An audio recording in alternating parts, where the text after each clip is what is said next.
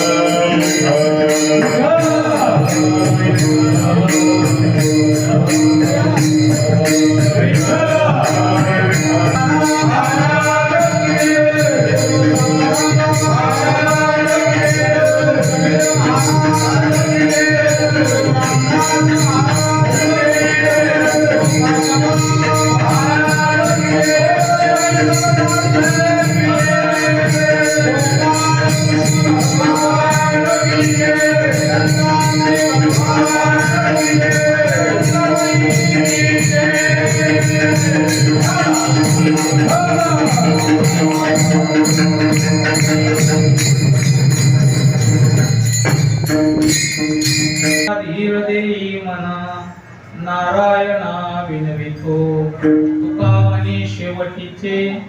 तुका म्हणे शेवटीचे वाटेसाचे राखावे ऐसा धीर देई मना नारायणा विनवितो विठाला अधिकार श्री विठोनी ऐसा धीर देई मना नारायणा विनवितो पांडुरंगा करू प्रथम पांडुरंगा करू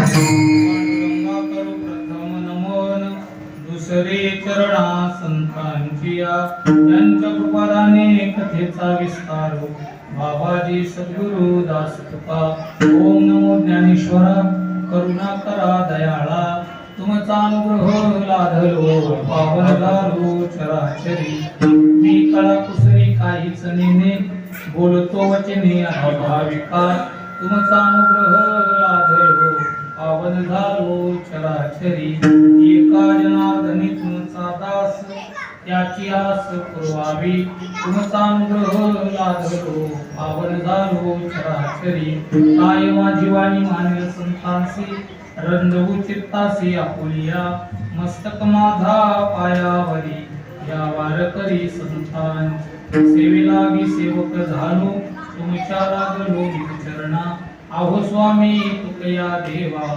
यावरी न करावा वेळ वचनायका कमलापती माझी रंकाची विनंती कर जोडितो कथे काळी पण असावे जवळी विठाला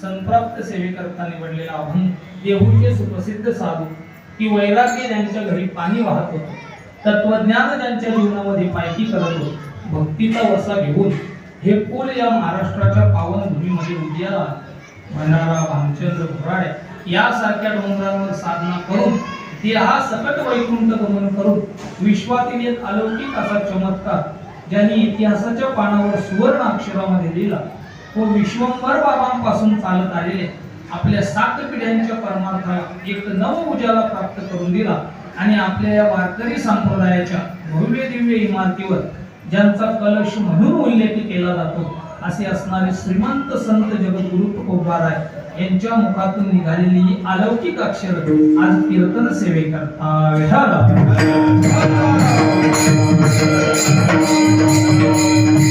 प्रस्तुत अभंगामध्ये जगद्गुरु तुकोबाराय हे भगवंताच्या पायाजवळ राहण्याकरता लागणाऱ्या सात्विक धैर्याची मागणी आजच्या अभंगात करतात विठाला म्हणजे सावध या गावामध्ये अधिक मासा निमित्ताने हा एक दिवशी कीर्तन महोत्सव या ठिकाणी संपन्न होत आहे आणि या निमित्ताने माझ्यासारखे किंचित कामराला ही कीर्तनाची सेवा सुपूर्द केलेली आहे वास्तविक माझा कुठल्याही प्रकारचा अधिकार नाही या ठिकाणी सेवा करण्याचा योग ज्यांच्यामध्ये आला याच गावातील असणारे उत्कृष्ट गायक आमचे गुरुनाथ दादा म्हात्रे यांनी या ठिकाणी सेवा करण्याची आज्ञा मला केली आणि त्यांच्या आज्ञेने या ठिकाणी येण्याचा योग आला या ठिकाणी सेवेचं निमित्त तुमच्या समोर मांडलेलं आहे आज अधिक महिना आहे म्हणजे अधिक महिन्याच्या निमित्ताने या ठिकाणी या कार्यक्रमाचं नियोजन आहे आता याला अधिक महिना मलमास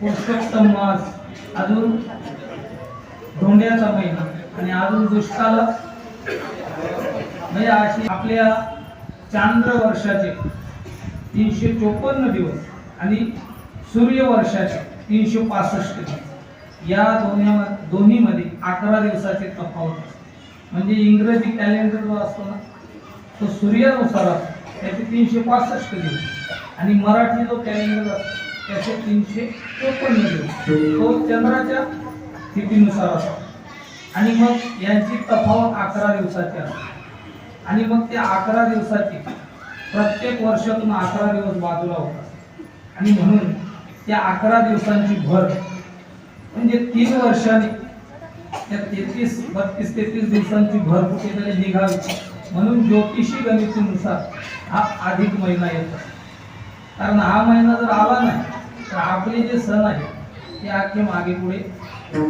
कितीला कोणता सण येणार नाही म्हणून हा 3 वर्षांनी येत असतो आणि प्रत्येक वर्षातून प्रत्येक महिन्यातून थोडे थोडे दिवस निघत असतात आणि म्हणून त्याला मलमास असं म्हटलेलं आहे आणि हा मलमास जो आहे याला सगळे महिने हिनवत होते म्हणजे महिन्यांची मीटिंग भरते सगळे महिने होते भाद्रपद श्रावण अश्विन कार्तिक आणि मग प्रत्येक जण सांगत होता माझा असा प्रताप आहे माझ्या महिन्यामध्ये श्रावण महिना सांगायचा, भगवान श्रीकृष्ण जन्माला आले, माझी भगवान शंकराची भक्ती माझ्या महिन्यात केली जाते. प्रत्येक महिना प्रत्येक देवाचं वर्णन सांगत होतं, म्हणजे प्रत्येक महिन्याला स्वामी होता, परंतु या महिन्याचा स्वीकार कोणी केला आणि म्हणून त्याला शरणागती, भगवंताची शरणागती पत्करली आणि भगवंताने त्याचा स्वीकार केला.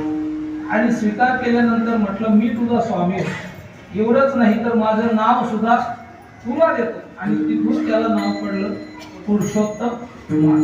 अंगीकार जाता केला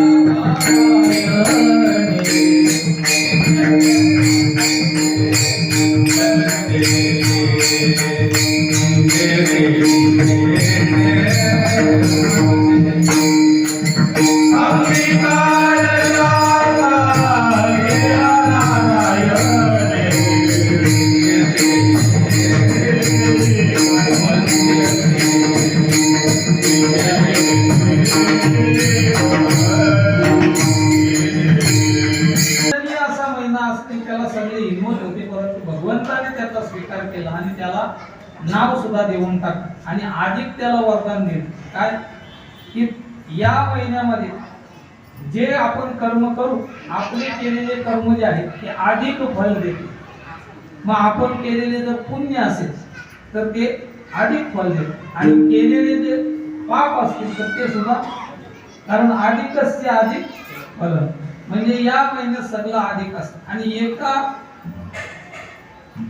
म्हणजे जावयाच्या दृष्टीने सुद्धा हा महिना त्या आनंदाचा महिना सांगितला. का? कारण याला धोंड्याचा महिना, आता त्याचं कुठे वर्णन आलेलं नाही ग्रंथामध्ये, त्याला धोंड्याचा महिना का म्हणतात, परंतु बाकीच्या याचं वर्णन आलेलं आहे. म्हणजे त्यामध्ये तो आनंदाचा, आणि तो त्याचा पहिला असला तर जास्त आनंदाचा, फक्त दुष्काळात तेरावा नसा श्रवण, भगवंताची स्तुती, संतांची स्तुती यामध्ये अधिक फल प्राप्त होत असते. आणि म्हणून वैष्णव या महिन्याची जास्त वाट पाहत असतात आणि हा महिना भगवंताला प्रिय आहे आणि हा महिना वैष्णवांनाही तितकाच प्रिय आहे.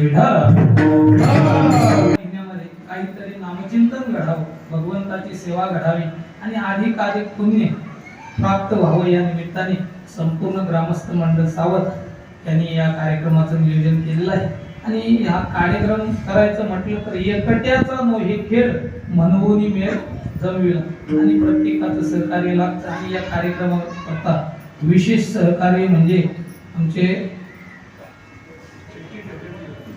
म्हात्रे, श्री सुरेश राघव म्हात्रे यांचं विशेष सहकार्य आहे. म्हणजे प्रसादाची जी मुख्य सोय आहे ती यांच्याकडून असल्या कारण त्यांचं विशेष सहकार्य आहे. तसं संपूर्ण ग्रामस्थांचं या कार्याला सहकार्य आहे.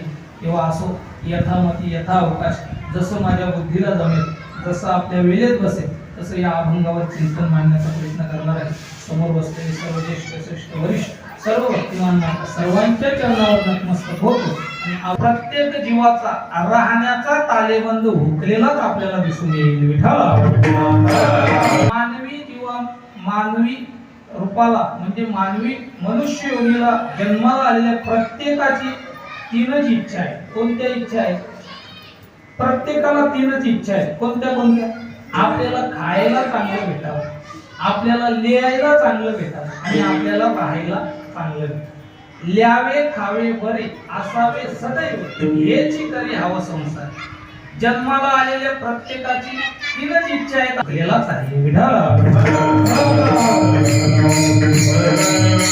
अशी माणसं भरपूर हुशार आहे, गावगावी हुशारीला कमतरता नाही, परंतु या तिन्हीच्या बाबतीत आपली पडझडच झालेली आहे. गावगावी माणसं हुशार आहे, अगदी कार्यक्रम सुद्धा माणसं नियोजनबद्ध करतात.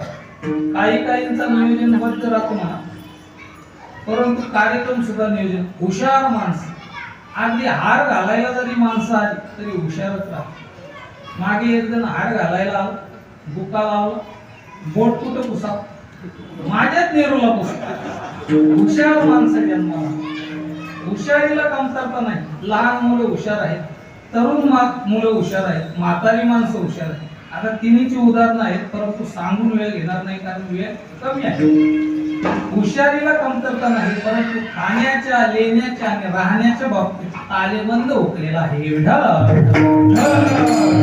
तालेबंद कळत नाही, लेयाचा तालेबंद कळत नाही आणि राहण्याचा तालेबंद कळत नाही. कसा कळत नाही सांगतो बघा. आपल्याला खाण्याचा तालेबंद काय कळतो मला सांगा. खाण्याचा तालेबंद, आपण घर सोडलं का आपल्याला काही आखडता नाही आलं तरी चालेल, वेग कमी करता आलं नाही तरी चालेल, परंतु आपण हात आखडून राहिलं पाहिजे. कारण आपण जर बाहेर गेलो तर तिथलं वातावरण वेगळं असतं, पाणी वेगळं असतं, सगळं वेगळं असतं. मग आपण हात आखडून राहिलं पाहिजे. कारण हात आखडला नाही, आपण बाहेर गेलो, दिंडीला माणसं आली तर एवढी खातात. सकाळी नाश्ता, दुपारी जेवण, पुन्हा संध्याकाळी चहा नाश्ता, पुन्हा रात्री जेवण, म्हणजे काही कमतरता नसते. आणि आपल्या परिसरात तर अजिबात नाही, नाश्ते ना नाश्ते, नुसते नाश्ते नाश्ते. मग आता नाश्ता कशाला म्हणतात? जे खाल्ल्यासारखंही वाटलं पाहिजे आणि न खाल्ल्यासारखंही वाटलं त्याला म्हणतात नाश्ता. परंतु माणसं नाश्ता काष्टा सुटेस पर्यंत नाश्ता करतात. बरं, नाश्ता चांगला झाला, दुपारी तरी हाताकडावं का नाही? दुपारी डबल कोयता मारून गाडी भरतात. बरं, दुपारी चांगले झाले, संध्याकाळी तरी हाताकडावं का नाही? संध्याकाळी दाबून जेवतात. दाबून दाबून म्हणजे असा कपाल आणि पोट दाबून पाहतात. जोपर्यंत पोट कपालाप्रमाणे निभर लागत नाही तोपर्यंत जेवतात. आणि मग सकाळी ते दिंडीत दिसत नाही. मग ऊसाच्या बागात, लिंबाच्या बागात, बांधाच्या सगळ्या गाड्या, आडणाऱ्या गाड्या भरधाव वेगाने सुटतात. तुका म्हणे या सीन लावी सगळे अमरावती एक्सप्रेस. कशाचा परिणाम आहे? रसना अनावरी तुका म्हणे टिंब टिंब वाय विठ्ठल. खाण्याचा तालेबंद सांगितलेला. चरकाचारी एकदा झाडाखाली बसले आणि त्यांची परीक्षा घेण्याकरता स्वर्गातील वैद्य म्हणजे अश्विनी कुमार हे त्यांची परीक्षा घेण्याकरता आले की चरकाचार्यांचं आरोग्य शास्त्राविषयी कसं ज्ञान आहे हे पाहण्याकरता आले. आणि त्या अश्विनी कुमारांनी पाखरांचं रूप घेतलं आणि त्या झाडावर बसले, ज्या झाडाखाली चरकाचार्य बसले, आणि ते 5 वेळा ओरडले, कोहरू कोहरू कोहरू कोहरू कोहरू असं 5 वेळा ओरडले. आता पहा चरकाचार्यांचं कसं आबादी ज्ञान आहे. चरकाचार्यांनी तो आवाज ऐकला आणि त्यांनी त्या आवाजाचा संधी विच्छेद केला. म्हटले, हे पाखरं मला प्रश्न विचारतात. कारण रुख म्हणजे रोगी आणि अरुख म्हणजे निरोगी. आणि पाखरं कोहरूख म्हणजे कोण निरोगी राहतो, कोण निरोगी राहतो, कोण निरोगी राहतो, कोण निरोगी राहतो असं 5 वेळा त्या पाखरांनी विचारलं. पहा चरकाचार्यांचं कसं आबादी ज्ञान आहे. चरकाचार्यांनी 5 सूत्र सांगितले. खाण्याचा तालेबंद चरकाचार्यांनी सांगितलं, 5 सूत्र सांगितलं. पहिलं सांगितलं मित भूक, दुसरं सांगितलं हित भूक, तिसरं सांगितलं वृद्ध भूक, चौथं सांगितलं अशाख भूक आणि 5वं सांगितलं अभूक अरूप. ही 5 माणसं निरोगी राहतात. एवढा खाण्याचा तालेबंद आहे का? ऐकण्यासारखा आहे. खाण्याचा तालेबंद चरकाचार्य सांग. पाखरं प्रश्न विचारतात, कोहरूप म्हणजे कोण निरोगी राहतं? पहिलं उत्तर दिलं मित भूक. मित भूक म्हणजे मित म्हणजे थोडं, नित्य सत्य मित हरिपाठ. मित म्हणजे थोडं, जो थोडा आहार घेतो तो निरोगी राहतो. आता थोडा आहार घ्यावा म्हणजे किती आहार घ्यावा? तर जेवत असताना पोटाचे 4 भाग करायचे, चाकूने नाही, मनाने. 2 भागात अन्न टाकायचं, एका भागात पाणी टाकायचं आणि एक भाग मोकळा सोडायचा हवा खेळण्याकरता. माणसं मित भूक नाही, अमित भूक. 4 भाग अन्नानेच भरतात आणि मग स्वतःलाही त्रास आणि इतरांनाही त्रास. जो कमी आहार घेतो तो निरोगी राहतो. पुन्हा विचारलं कोण निरोगी राहतो? दुसरं उत्तर दिलं हित भूक. हित भूक म्हणजे जो हितकारक आहार घेतो तो निरोगी राहतो. हितकारक आहार घ्यावा म्हणजे आपण जे गमेला मुरमुरे लाया खातो ना, त्या ज्या लाया मुरमुरे आहेत ना, ते जे सात्विक 4 आहार सांगितले आहेत ना, रस्य आहार, हृदय आहार, त्या कोणत्याच आहारामध्ये बसत नाही. ते गमेला लाया खाण्यापेक्षा 4 बदाम खा. मला असं सांगायचं आहे, त्या पदार्थाची एनर्जी जर इतर पदार्थात नसेल तर तुम्ही कुशाल सांगा की हे खावं लागेल, परंतु त्या पदार्थाची एनर्जी इतर पदार्थामध्ये त्याच्यापेक्षा शतपट आहे. मग तुम्ही लोकांना सांगा ना ते खा, तुम्ही सांगा लोकांना काळे खजूर खा, तुम्ही सांगा लोकांना बदाम भिजून खा, तुम्ही सांगा लोकांना मनुका भिजून खा, परंतु ते सांगतात नाही नाही हे खावंच लागेल. आणि हाही तयारीतच असतो बाबा वाक्यप्रमाणे, म्हणजे माली काढण्याविषयी त्यांचा आग्रह असतो. म्हणजे कावळा बसायचा फांदी तुटायची एकच गेलो, हितकर खात चला निरोगी राहा विठ्ठल. वेळेत खातो तो निरोगी राहा. आता सगळ्यात जास्त रोग कोणाला आहे? कीर्तनकाराला. का? त्याचं उत्तर आहे वेळेत खात नाही. कधी 7 ते 9, कधी 9 ते 11, कधी 10 ते 12, कधी 5 ते 6, 5 ते 7 पण असत. म्हणजे वेळेत खात नाही. वेळेत खात चला निरोगी राहा. आदरणीय भंडारा त्या कराडकरांना 350च्या वर शुगर आहे, तरी सुद्धा ते रोज 3 पुरणाच्या पोळ्या खातात. ते म्हणतात मी 3 खावत नाही तर 4 खावत, माझी साखर वाढणार नाही. का? कारण ते वेळेत खातात. चरकाचार्यांनी सांगितलं अशाखभूक म्हणजे जो कमी भाज्या खातो तो निरोगी राहतो. जेवत असताना ताटामध्ये 1 किंवा 2च भाज्या पाहिजे. कारण सध्या भाज्यांवर इतकी रसायनं मारली जातात की आपण भाज्या खात नसून रसायनच खातो. म्हणून जेवत असताना 1 किंवा 2च भाज्या पाहिजे. लोक औषधाने 20 पदार्थ बनवतात. 20 पदार्थ खाणे म्हणजे विष खाण्यासारखं आहे. अहो जिथं तिघांचं सरकार टिकायची महाराज, 20 जणांचं कसं टिकायचं? म्हणजे जो खातच नाही तो निरोगी राहतो. खातच नाही म्हणजे जो घास खात नाही तो निरोगी राहतो. तुम्ही म्हणाल मरेल पण त्याला रोग नाही होणार. प्रश्न काय विचारले? मरतो कोण विचारले? निरोगी कोण राहतो विचार. तो मरेल परंतु त्याला रोग नाही होणार. म्हणजे कारण रोग हे भोगानेच होत असतात. भोपालीमध्ये प्रमाण आहे, भोगे रोगा जोडोनिया दिले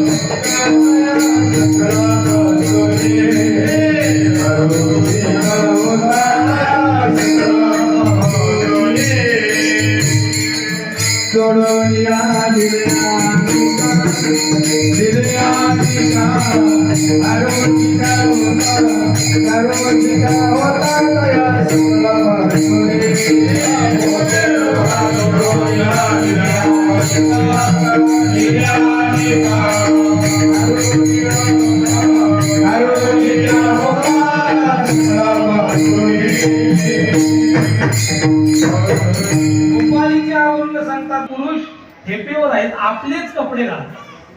परंतु माता वर्गाने जरा लेण्याचा तालेबंद सोडलेला.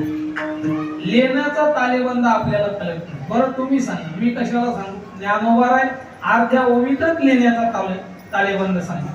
ज्ञानोबा सांगतात ना तरी कुलवधू लपवी अवयवात. आपले अवयव झाकणे हाच लेण्याचा तालेबंद आहे. आपले अवयव दिसू न देणे हा लेण्याचा तालेबंद ज्ञानोबा सांगितला. ना तरी कुलवधू लपवी अवयवाती, जास्तीत जास्त अवयव झाले.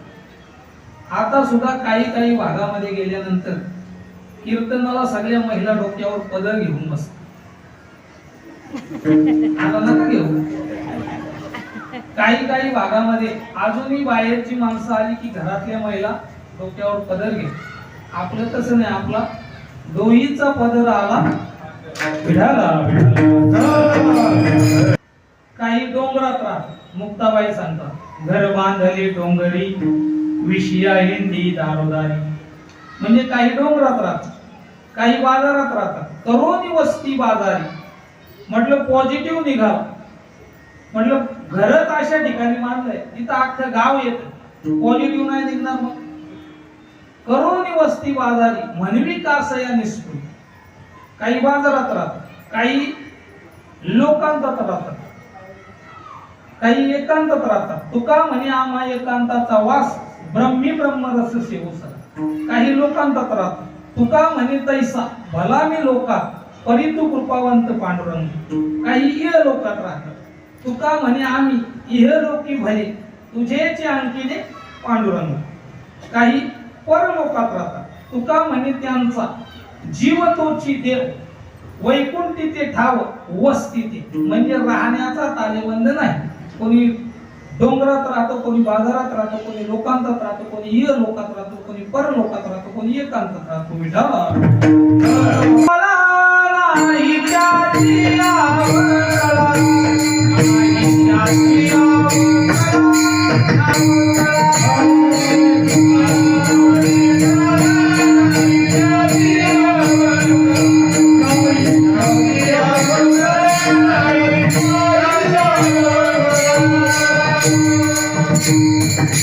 ज्याच्या वागण्याला ताला नाही त्याची अवकला. आता या चरणाचे दोन अर्थ आहेत. तुका म्हणे ताला नाही, नाही जो शब्द आहे तो पुढे ओढायचा. तुका म्हणे ताला नाही, ज्याच्या वागण्याला ताला नाही त्याची अवकला. तुका म्हणे ताला नाही त्याची अवकला, ज्याच्या वागण्याला ताला आहे त्याची नाही अवकला. अशी या म्हणजे नकारात्मक जो क्रियापद असतो तो मागे पुढे घेतला की चरणाचे दोन अर्थ होतात. विढाला मग राहण्याचाही तालेबंद सांगा, कुठं राहावं हेही तुम्ही सांगा. तर पहा तेही शास्त्रात आलेलं आहे.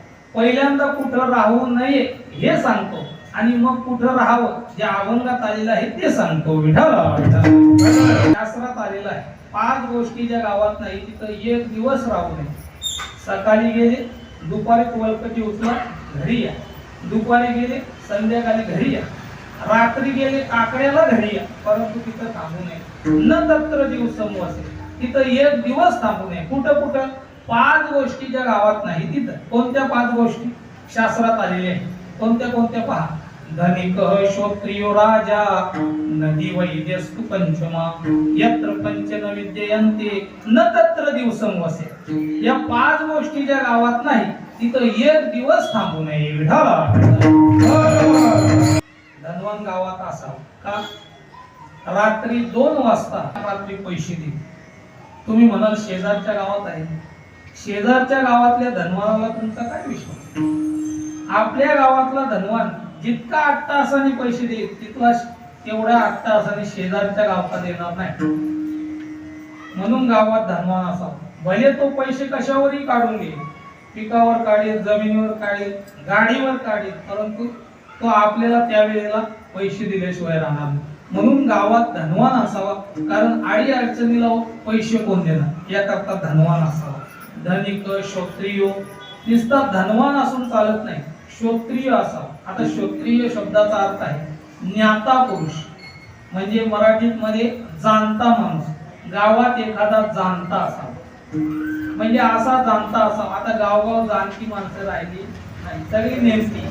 जाणता असावा की योग्य काय अयोग्य काय हे त्याला कळालं पाहिजे. संपूर्ण गावाने त्याला विचारून निर्णय घ्यावा असा एखादा जाणता असावा. असा जाणता ज्या गावात नाही त्या गावात राहू नये.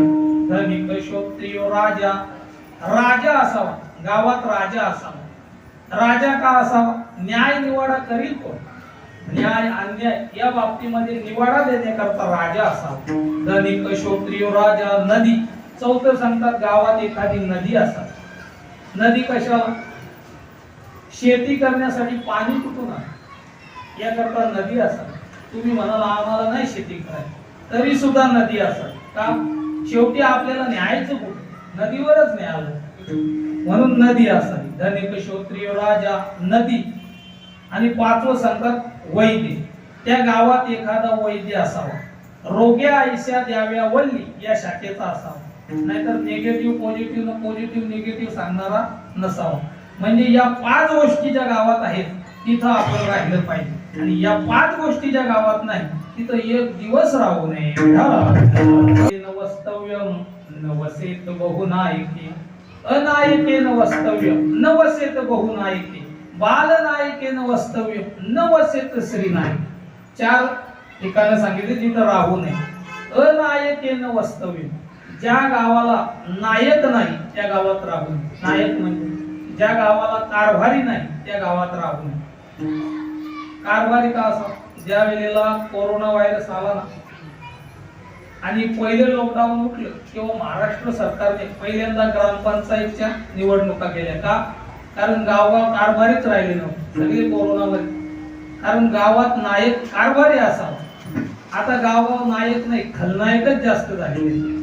ज्या गावात नायक नाही खलनायक हो मी अशा गावात राहू नये.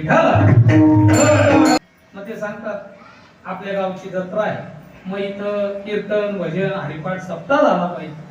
लगेच दुसरा उठतो, नाही आपण कवाल्या ठेवू. म्हणजे असे 17 कारभारी काय करतात. तुकाराम महाराज म्हणतात, न मिळती एकाएक जिये नगरीचे लोक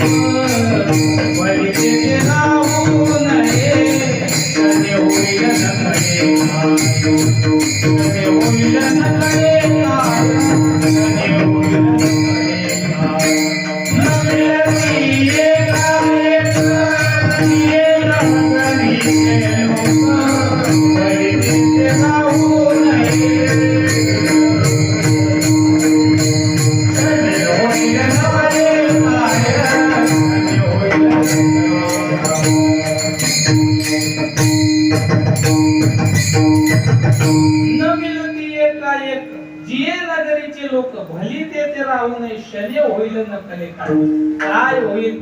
एक म्हटला आंबा का दुसरा म्हणतो तुंबा का तिसरा म्हणतो खंबा. म्हणजे यांचं काही जुळत नाही. नगरी एकाएक जिये नगरीचे लोक भली ते राहू नये, क्षणे होईल नकले काय. कसा श्लोक आणि कशी तुकाराम महाराजांची प्रमाण अगदी मिळत जुळत. आम्ही गेल्यानंतर तो म्हटलं भांडी नाही काढली. म्हटलं कसली भांडी. म्हटलं डॉल्फिना करतो ना. म्हणजे पोरांचा कारभार हुल्लड राहतो. म्हणून ज्या गावचा कारभार पोराच्या हाताचा आहे तिथं राहू नये. भले चहा विकणारा असावा पण वयोवृद्ध असावा. तिथं एक राहू नये. श्रीनायकेन वस्तव्य, ज्या महिलेच्या हातात जिथं कारभार आहे तिथं राहू नये. आता का कारभार महिलांच्या हातात नसतो. कारण कारभारात मान्यता असते. म्हणजे पुरुष जेवढा तर्काबद्ध निर्णय घेऊ शकतात तेवढ्या महिला मंडळ घेऊ शकतात नाही. महिला मंडळ एकच निर्णय घेतात. कोणता? पप्याच्या बापाला घालायचा. दुसरा तेवढा तर्काबद्ध निर्णय महिला मंडळ घेऊ शकत. म्हणून कारभार पुरुषांच्या हातात असावा, महिलांच्या हातात. तरी सुद्धा या श्लोकामध्ये जरी सांगितलं असलं, शास्त्रामध्ये जरी सांगितलं असलं की कारभार महिलांच्या हातात नसावा, तरी सुद्धा मी या श्लोकाच्या विरोधात बोलतो. कारभार महिलांच्या हातात असावा, परंतु ती महिला भारतीय असावी.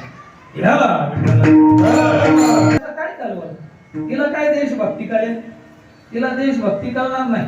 तुम्ही जरी देवभक्त नाही झाले तरी चालेल, परंतु देशभक्त जरी झाले तरी आपल्या मातेचे पान फेडाल. पान विठ्ठल. 2 सुभाषित तुमच्या पुढे मांडलेली आहेत. कुठं राहू नये या करता. आता कुठं राहावं हे सांगतो. कुठं राहू नये हे सांगितलं. आता कुठं राहावं पहा. राहण्याकरता 2च जागा चांगल्या आहेत. कोणत्या कोणत्या? एक तर संतांच्या पायाजवळ राहा आणि दुसरी देवाच्या पायाजवळ. संतांच्या पायाजवळ का राहा? तर संतांच्या पायाजवळ जर आपण राहिलो तर आपण तरुण जाऊ. तरुण. महाराज सांगतात याच साठी संत पाय हे सेवावे, तुका म्हणे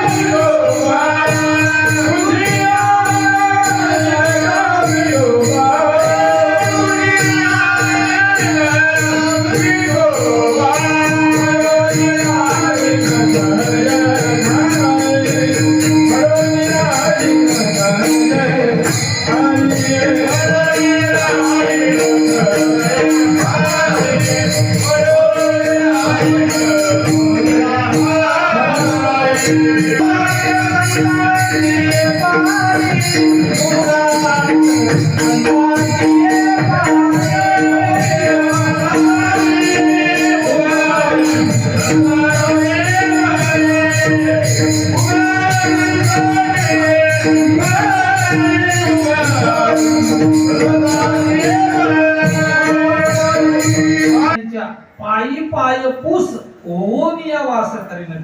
संतांच्या दारात पाय पुसायचं पोतं होऊन राहा. ज्ञानोबारायांच्या दारातलं पाय पुसायचं पोतं, तुकोबारायांच्या दारातलं पाय पुसायचं पोतं. का? कारण संतांच्या पायाजवळ तरुण जावा. याच साठी संत पाय हे सेवावे, तरीच तरावे तुका. म्हणून राहायचं असेल तर संतांच्या पायाजवळ राहा, नाहीतर दुसरं देवाच्या पायाजवळ राहा. अभंगाचा प्रथम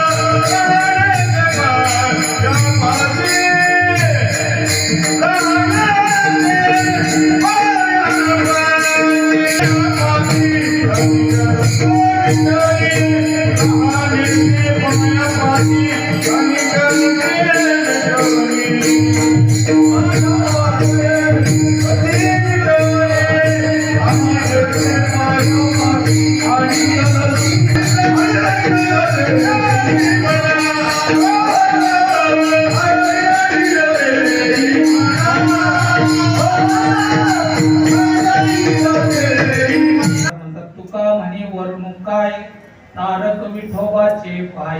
देवाचे जे पाय आहेत ते तारक आहेत. सर्व जी सुख आहेत ती कुठे आहेत? देवाच्या पायाजवळ आहेत. तुझे पायी सुख सर्व आहे. तुका म्हणे काही न मागवा अधिक, तुझे पायी सुख सर्व आहे. आता भरपूर प्रमाण आहे. मला देवाच्या पायाचा महिमा सांगायचा. कोणता? देवाच्या पायाचा असा महिमा आहे, देवाच्या पायाची जर कृपा झाली, चरणाचा महिमा हातो तुझ्या पुरुषोत्तमा, अंधपारिकी मालिके बोलविशी स्पष्ट मुखे. आंधळा मनुष्य म्हणजे देवाच्या पायाची जर कृपा झाली तर आंधळा मनुष्य रत्नाची माणिकाची पारख करतो आणि मुका मनुष्य धडधड धडधड बोलायला लागतो. अजून एक प्रमाण आहे, उल्लंघिती पांगुलगिरी मुके करी अनुवाद. म्हणजे देवाच्या पायाचा, म्हणून राहायचा असेल तर संतांच्या पायाजवळ राहा, नाहीतर देवाच्या पायाजवळ राहा. माणसं कोणाच्याही पायाजवळ राहा, कोणाच्याही पायाजवळ राहू नये. ते काय पाय आहे? तुकाराम महाराज म्हणतात ते काय पाय आहे? तुका म्हणे त्यांचे काष्ट हात पाय, कीर्तनानं जाय हरीची. आता अधिक महिन्याच्या निमित्ताने कीर्तन आहे आणि काही माणसं घरी असतात, आशांच्या पायाजवळ राहू नये. ते त्यांच्या हाडामासाचे हातपाय नाही. तुकाराम महाराज म्हणतात तुका म्हणे त्यांचे काष्ट हातपाय, कीर्तनानं जाय हरीची.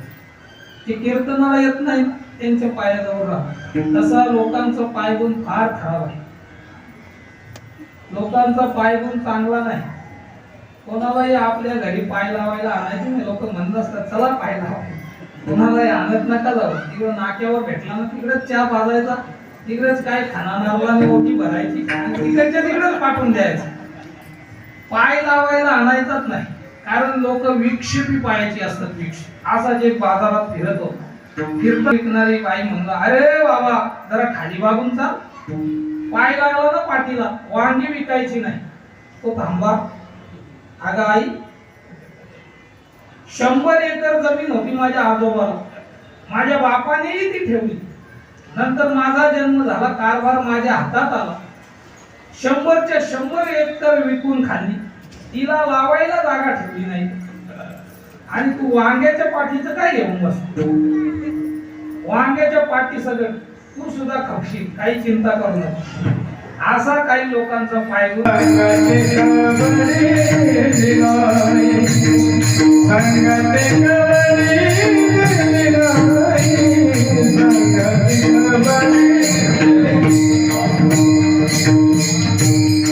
एवढी सांगा ती कवडी गेली नाही. किंवा तुका म्हणे ज्याचे देव बांधवडी असा रावण, आणि त्याचाही 6 महिन्यात नाश झाला.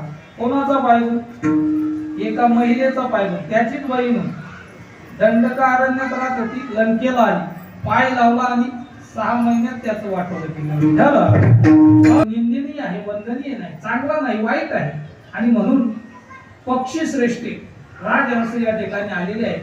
आपल्याला चांगला हात घेण्यात लगेच एक कावळा उठून म्हटलं आपण तिकडे जायचं, तिकडे स्वयंपाक तयार आहे नाही आहे, आपण डबे घेऊन जाऊ. आता काय खायला निघाले?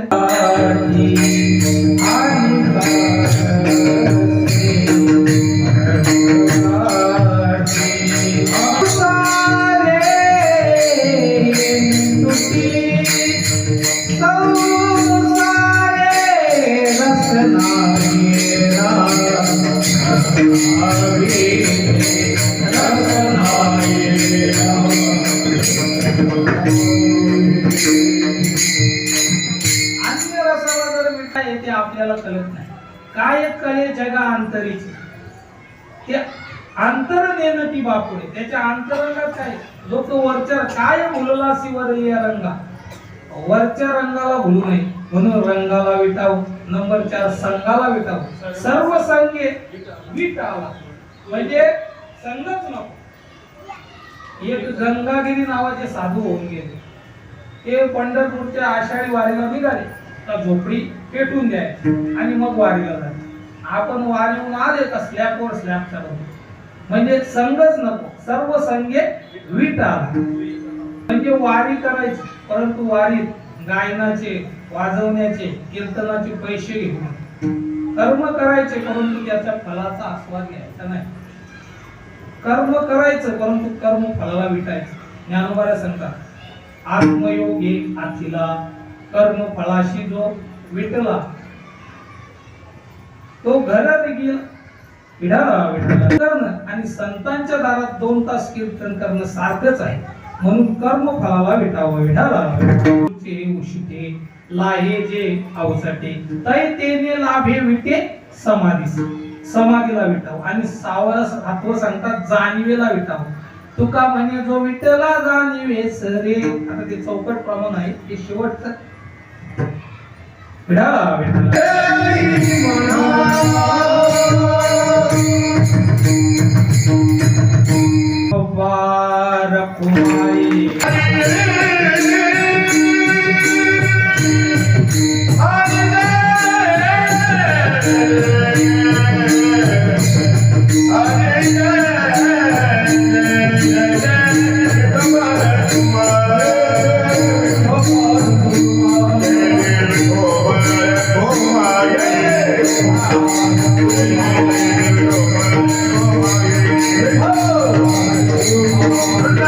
Oh,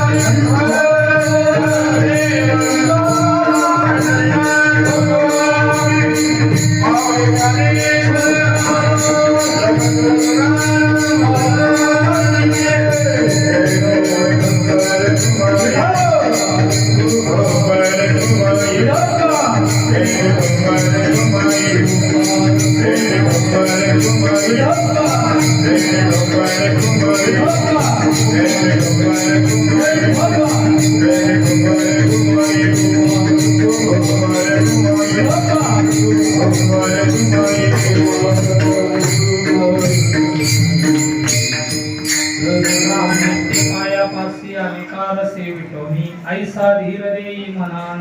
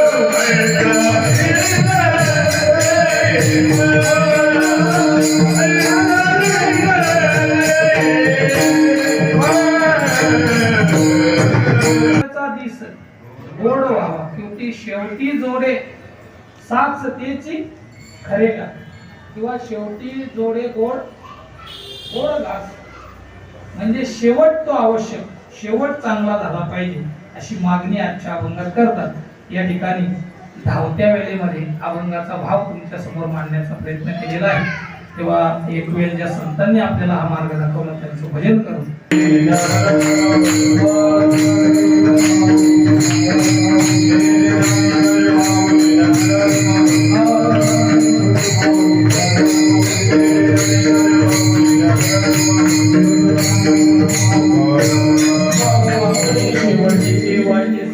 राखावे ऐसा धीर देई म्हणा नारायणा